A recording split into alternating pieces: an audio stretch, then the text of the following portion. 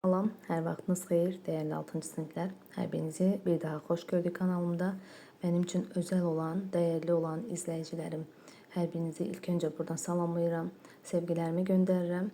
Bugün xüsusi salamlarımı göndərəcəyim balalarım Turani Məmmədova, Səmədli Nərmin. Ola bilsin ki, kimlərinizə adını təkrar yazmışam. Siyahıda biraz qarışıqlıq olubdu və yaxud da kiminsə adını qeyd etməmişəm. Bunu mütləq şərhlərdə yazsın. Gələn dəfə mütləq nəzərə alacağam.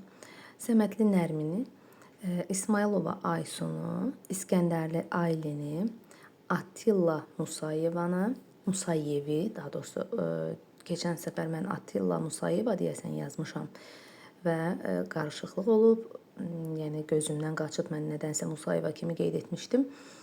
Üzrlü hesab eləsin həmin şagirdimiz, eşitdiyimə görə, yəni sinif yoldaşları onu biraz lağ mənasında gülüblər biraz, amma çox ayıb bir şeydir, onu da biləsiniz. Attila Musayev, sənə buradan xüsusi salamlarımı göndərirəm.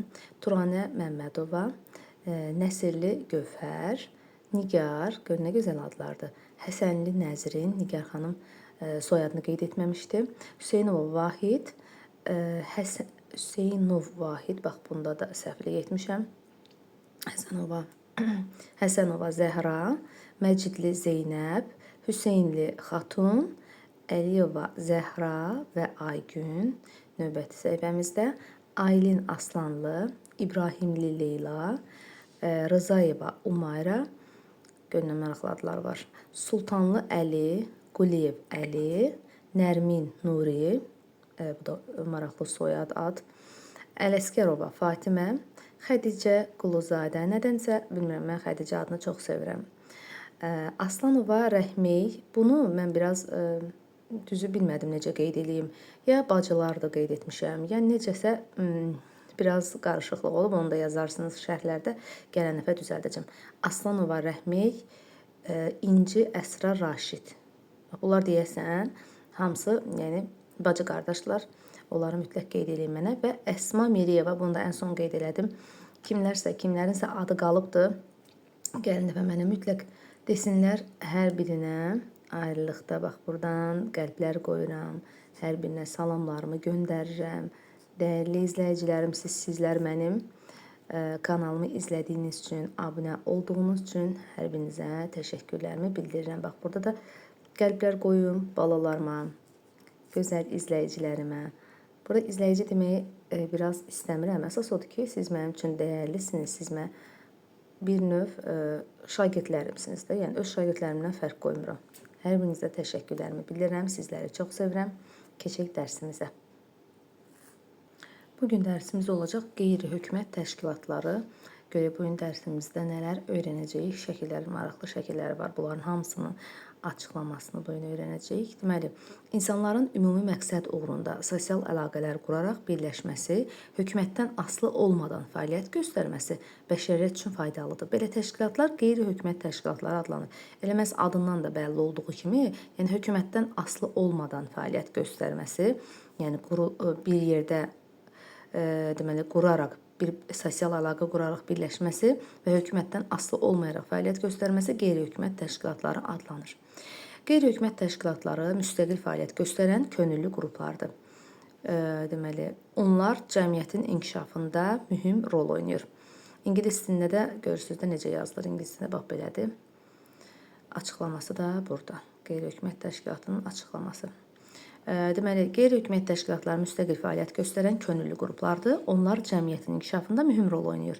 Qeyri-hökumət təşkilatları əsasən sosial yönümlü işlər görür, insan hüquqlarının və ətraf mühitin qorunmasına kömək edir.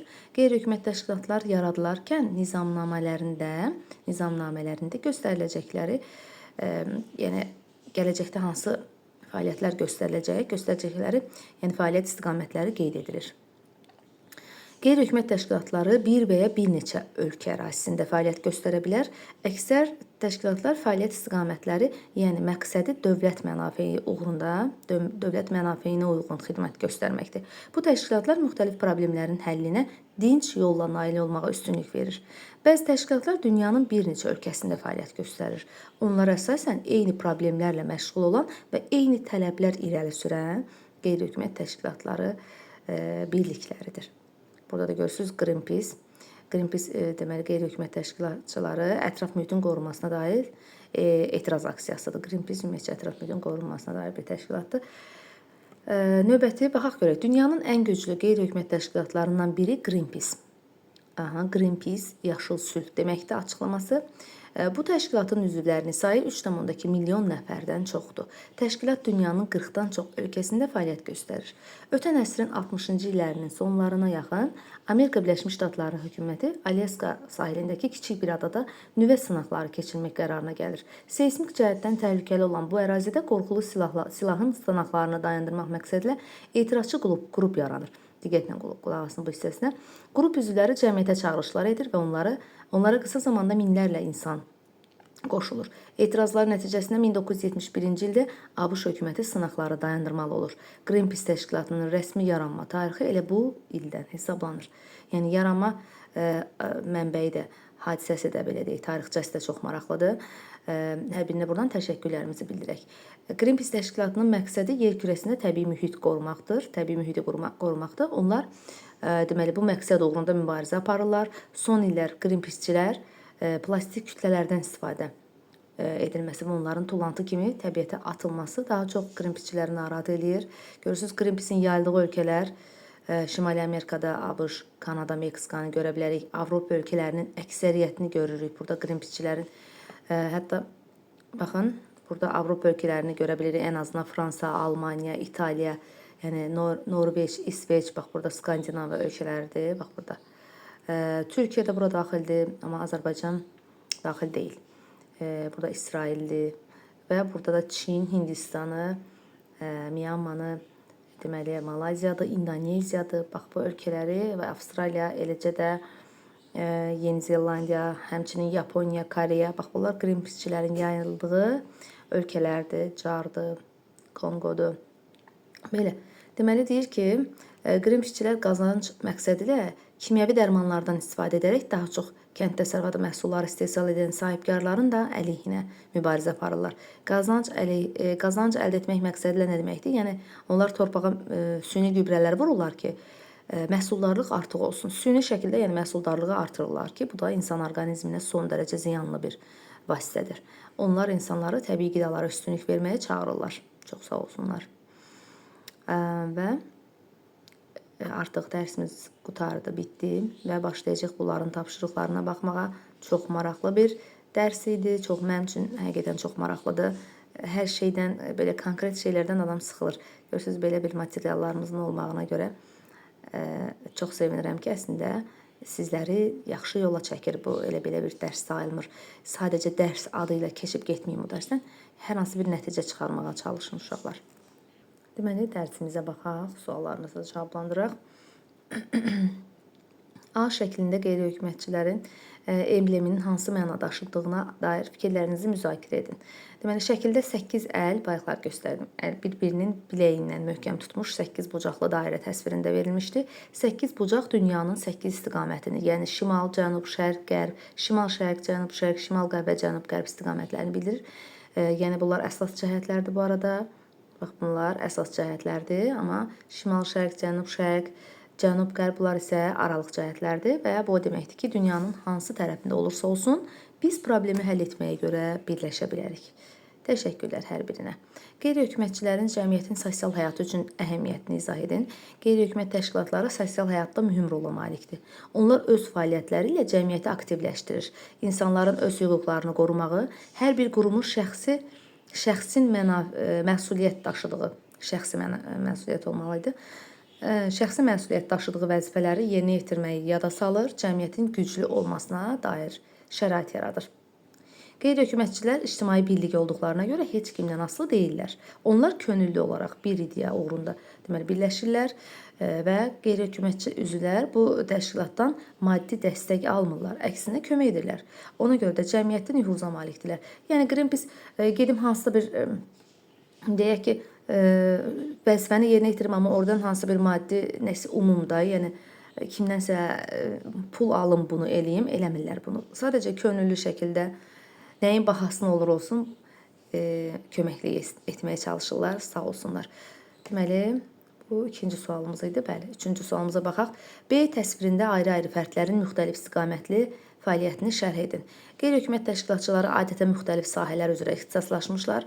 Yəni təbiətin mühafizə edilməsi məqsədilə fəaliyyət göstərən qrup vətəndaşların hüquqlarının qorunması və başqa sahələrdə aktiv olmur. Lakin dövlətin, millətin mənafeyinə xidmət etmək üçün müxtəlif təyinatlı təşkilatlar birlik nümayiş etdirirlər. Məsələn, Azərbaycan haqq davasında ölkənin bütün qeyri-hökumətçilər birgə çıxış edirdilər. B şəklində sosial hüquqların qorunması, ətraf mühitin qorunması istiqamətdə fəaliyyət göstərən fərdlərin birliyi ifadə olunmuşdu. Fərdin birinin əlində lövhənin olması problemləri yazılı halda dünyaya çatdırmaq, səs ucaldan tutması isə bərk səslə dünyaya çatdıracaqlarına işarədir. Bunları siz qısaltmış formada da istədiyiniz kimi yaza bilərsiniz. Mən sizə ətraflı, detallı yazdım ki, nəticə çıxara biləsiniz. Sizin üçün mənalı, maraqlı olsun. Dördüncü sualda C təsvirini şərh edin. Qeyri-hökumətçilər dinc etirazları ilə nəyə nail olmaq istəyirlər? C şəklində nümayişçilərin etirazı təsvir edilmişdir. Bu təşkilat dünyada bitki və canlı aləmin qorunmasında mühüm rola malikdir. Onlar öz çağırışlarından ağacların kəsilməsinə, suların çirklənməsinə, havanın çirklənməsinə kəskin etiraz edirlər. Onlar dünyanın müxtəlif ölkələrində beynəlxalq təşkilatların binalarının önündə dinc aksiya keçirir və istəklərini həyata keçirilməsinə görə fəaliyyət göstərirlər. Beşinci sualda müxtəlif ölkələrdə fəaliyyət göstərən və eyni problemin həllinə çalışan təşkilatçılar məqsədlərinə daha tez nail olurlar. Bunun səbəbini izah edə bilərsiniz. Gəlin görək necə izah edirik. Eyni amal uğrunda, yəni eyni məqsəd uğrunda fəaliyyət göstərən qeyri-hökumət təşkilatçıları sayı çox olduqca insanların gücü, təsir etmə imkanları artır.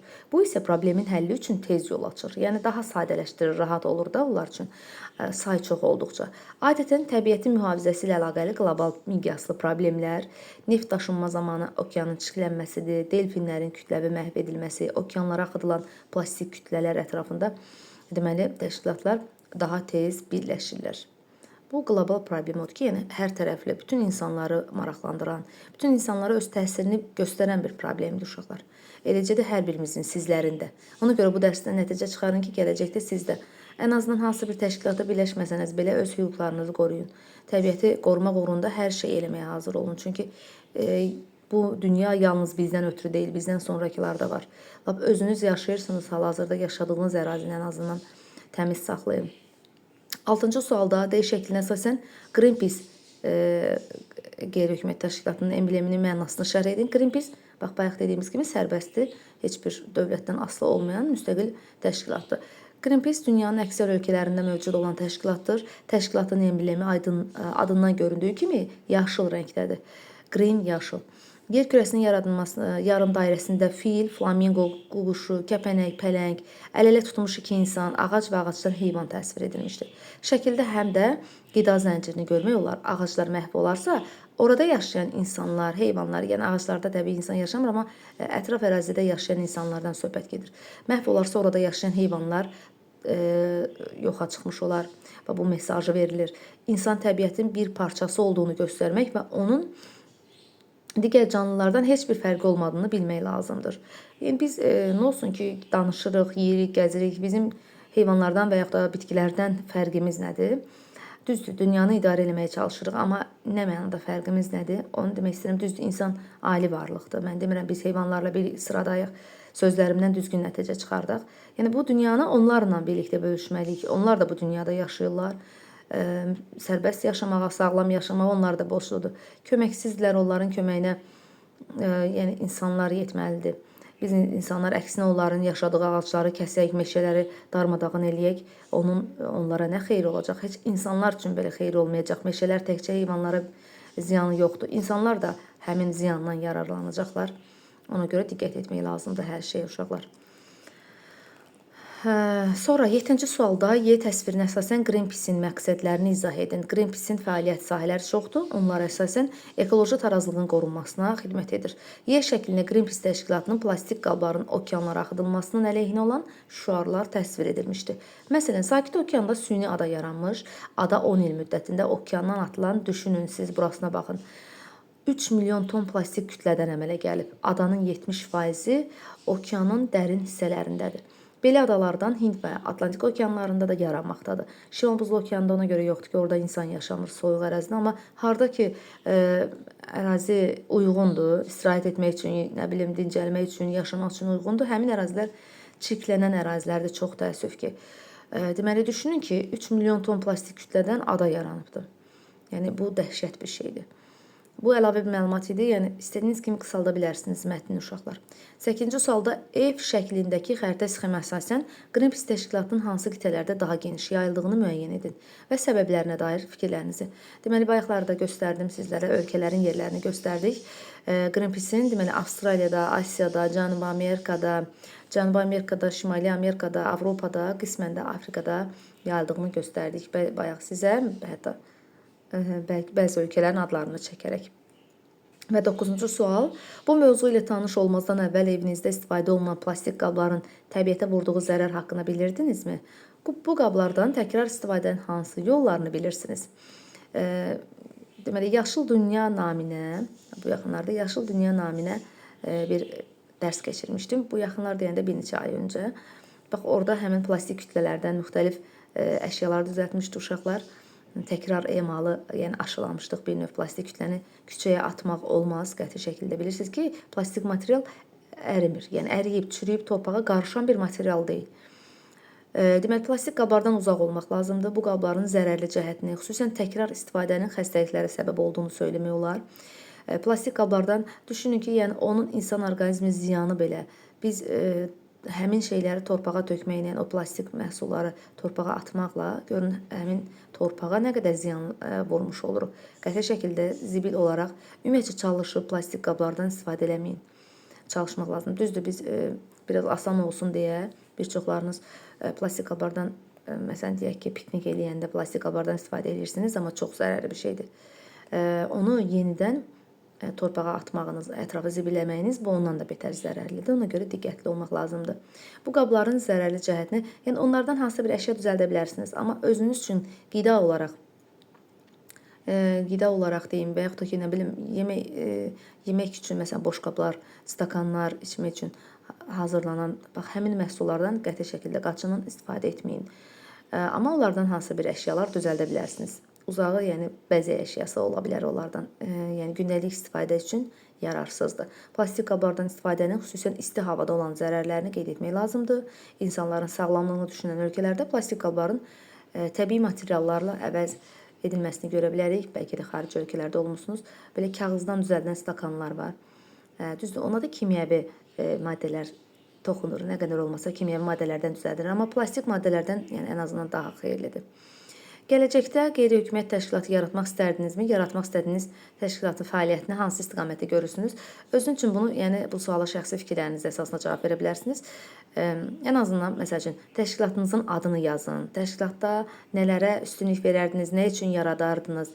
Məsələn, təşəbbüskar, cəmiyyətdə aktiv, ətraf mühitə və insanlara qayğı göstərən vətəndaş kimi sözləri yaza bilərsiniz ən azından təşkilatınızın adını və özünüzün də fikirləriniz varsa bu barədə əlavə məlumat yazın. Bu sizin üçün də, müəllim üçün də çox maraqlı olacaq. Hər birinizə uğurlar arzuluram. Hər birinizi burada görmək mənim üçün şad idi. Burada görmək, üz-üzə görməsək də ən azından mən sizləri çox sevirəm. Sizlərin də məni sevdiyini görə bilirəm, hiss edə bilirəm. Hər birinizə təşəkkürümü bildirirəm. Sağ olun.